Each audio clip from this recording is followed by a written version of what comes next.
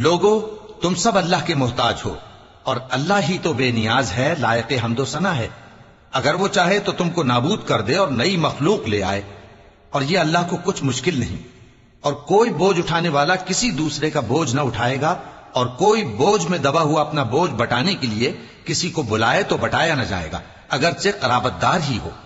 اے پیغمبر، تم انہی لوگوں کو نصیحت کر سکتے ہو جو بن دیکھے اپنے پروردگار سے ڈرتے اور پابندی سے نماز ادا کرتے ہیں، اور جو شخص سنورتا ہے تو وہ اپنے ہی لیے سنورتا ہے، اور سب کو اللہ ہی کی طرف لوٹ کر جانا ہے۔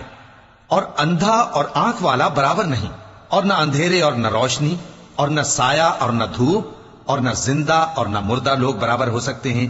اللہ جس کو چاہتا ہے سنا دیتا ہے، اور تم ان کو جو قبروں میں ہیں سنا نہیں سکتے۔